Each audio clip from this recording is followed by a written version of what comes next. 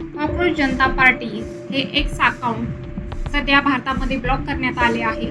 अभिजित दिपके हे महाराष्ट्रामधील छत्रपती संभाजीनगरमधून येतात. काही वर्षांसाठी त्यांनी या पक्षासोबतही काम केले आहे. बोस्टन युनिव्हर्सिटीमधून त्यांनी ग्रॅज्युएशन केले आहे.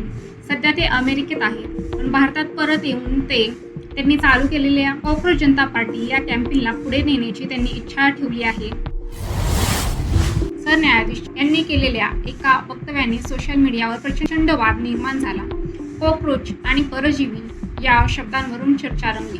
सरन्यायाधीशांचं नेमकं वक्तव्य काय होतं, नंतर त्यांना स्पष्टीकरण का द्यावं लागलं आणि कॉक्रोच जनता पार्टी हा ट्रेंड अचानक कसा सुरू झाला, चला सविस्तर समजून घेऊ. कधी कधी एखादं विधान फक्त काही सेकंदात सोशल मीडियावर मोठा विषय बनतो. अलीकडेही अशीच एक घटना चर्चेत आली, ज्यामध्ये सर्वोच्च न्यायालयाचे सरन्यायाधीश सूर्यकांत यांच्या वक्तव्यावरून मोठा राजकीय आणि सामाजिक वाद निर्माण झाला. एका सुनावणी दरम्यान केलेल्या वक्तव्यामध्ये कॉक्रोच आणि परजीवी असे शब्द वापरल्याची चर्चा सुरू झाली. हे शब्द नेमके कोणासाठी होते, याचा संदर्भ काय होता, यावर सोशल मीडियावर वेगवेगळे अर्थ काढले जाऊ लागले. काही लोकांनी या विधानावर टीका केली, तर काहींनी पूर्ण संदर्भ पाहण्याची गरज असल्याचे सांगितले. सरन्यायाधीश सूर्यकांत यांना स्पष्टीकरण का द्यावं लागलं? वाद वाढत गेल्यानंतर सरन्यायाधीशांकडून स्पष्टीकरण देण्यात आलं. या स्पष्टीकरणामध्ये असं सांगितलं गेलं की त्यांनी टिप्पणी सामान्य बेरोजगार तरुणांविरोधात नव्हती, तर बनावट माहिती, खोटे दावे आणि चुकीच्या माध्यमातून व्यवस्थेला बदनाम करणाऱ्या प्रवृत्तीवर ती टीका होती. म्हणजेच मूळ विधानाचा संदर्भ चुकीच्या पद्धतीने समाजाला गेल्याचा दावा करण्यात आला आहे.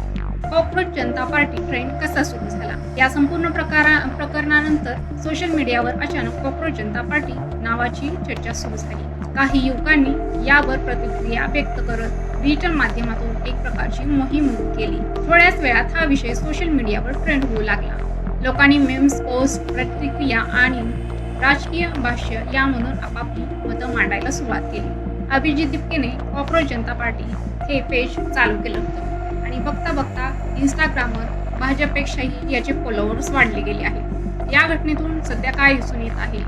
आजच्या डिजिटल युगात एखादं विधान काही मिनिटात देशभर चर्चेचा विषय बनू शकतो. सोशल मीडिया हे मत व्यक्त करण्याचं प्रभावी माध्यम आहे, पण जबाबदारीने वापरणं तितकंच महत्त्वाचं आहे. याचा निष्कर्ष असं दिसून येतो की ही घटना आपल्याला एक महत्त्वाची गोष्ट शिकवते. शब्दांची ताकद मोठी असते. एखाद्या विधानाचा संदर्भ, उद्देश आणि त्यामागचा अर्थ समजून घेणे खूपच गरजेचं आहे, कारण कधी कधी एका वाक्यामुळे मोठा सामाजिक आणि राजकीय वाद निर्माण होऊ शकतो. या प्रकरणाबद्दल तुमचं मत काय आहे हे कमेंटमध्ये नक्की सांगा आणि अशाच जनजागृती माहितीसाठी आपल्या चॅनलला नक्की सबस्क्राईब करा.